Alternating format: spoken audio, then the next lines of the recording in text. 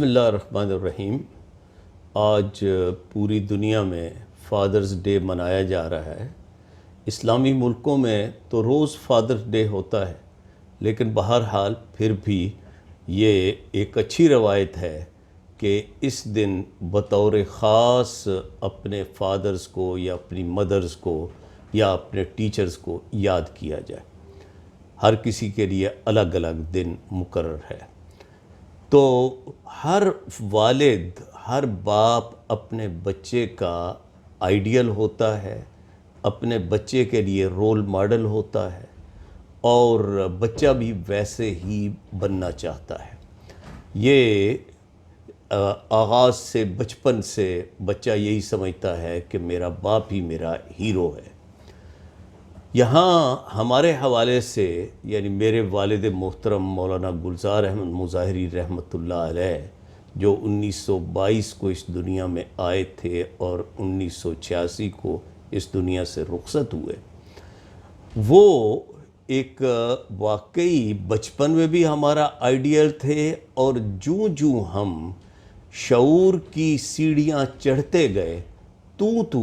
ہمارے والد صاحب ہمارے زیادہ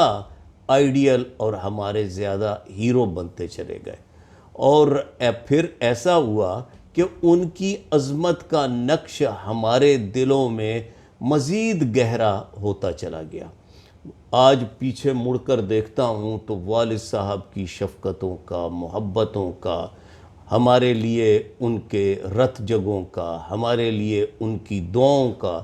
ایک لامتناہی سلسلہ نظر آتا ہے۔ میں بس ایک دو باتیں اپنے نوجوان ساتھیوں سے، اپنے بزرگوں سے وہ شیئر کرنا چاہتا ہوں۔ وہ یہ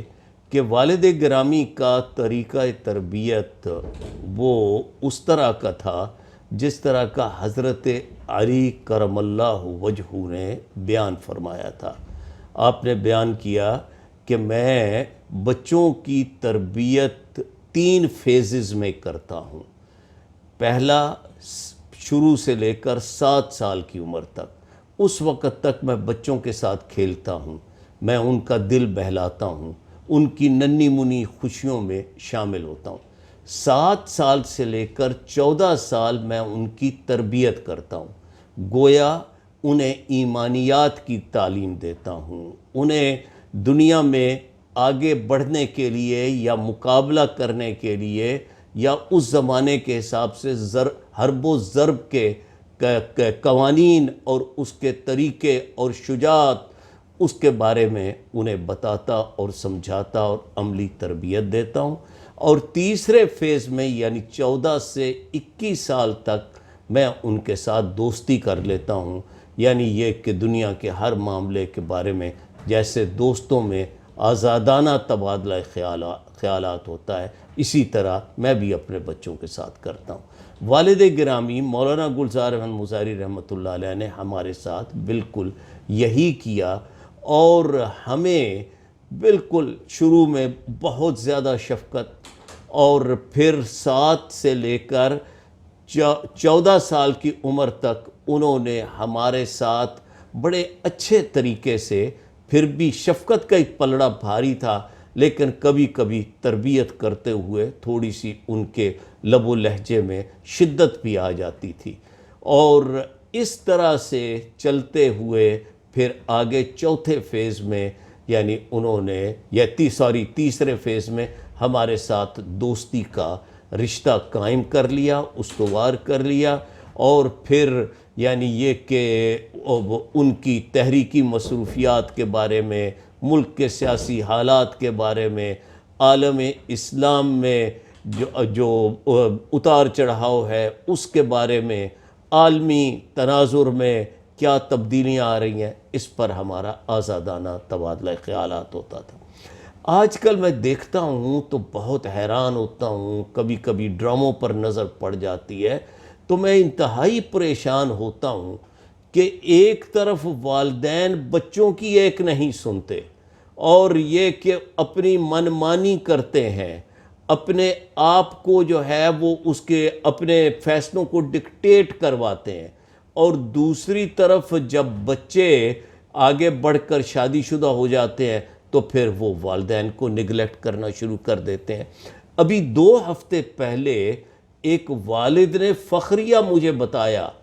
کہ دیکھیں جی میں نے اپنے جوان بیٹے کو بلایا، تعلیم یافتہ جوان بیٹا، اس کو بلا کر کہا کہ بیٹے تمہارا جو ہے وہ میں نے نکاح کا فیصلہ کر لیا ہے، اور کل شام جو ہے وہ تیار رہنا، تمہارا میں اپنے ایک دوست کی بیٹی سے نکاح کر رہا ہوں۔ نہ بچے کو پتہ کہ لڑکی کون ہے،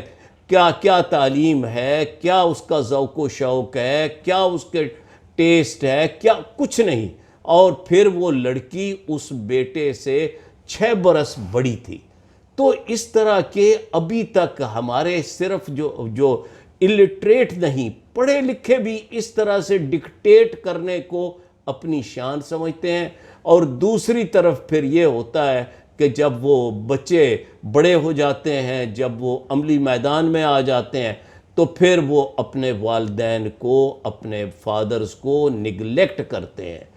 اور یہ ہرگز نہیں ہونا چاہیے۔ آخری بات میں یہ کروں گا کہ پاکستان میں بڑھتے ہوئے اولڈ ہومز دیکھ کر یعنی مجھے انتہائی تکلیف ہوئی، اور یہ سمجھے کہ میرے دل پر سخت چوٹ لگی، اور خاص طور پر دیہاتی روایات والے شہر سرگودا میں جب میں نے لکھا ہوا دیکھا سیٹلائٹ ٹاؤن میں اولڈ ہوم، تو میرا ایسے محسوس ہوا جیسے کسی نے میرا دل اپنی مٹھی میں لے لیا۔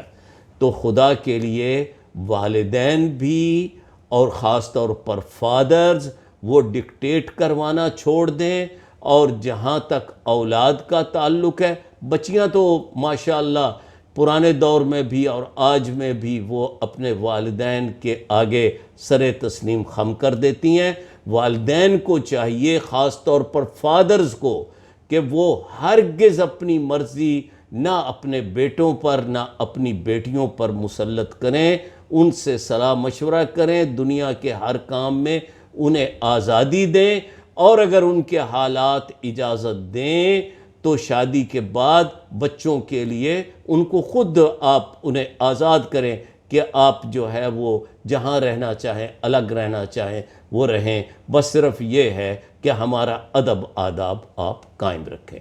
بہرحال ان باتوں کی طرف ہم سب کو توجہ دینے کی ضرورت ہے۔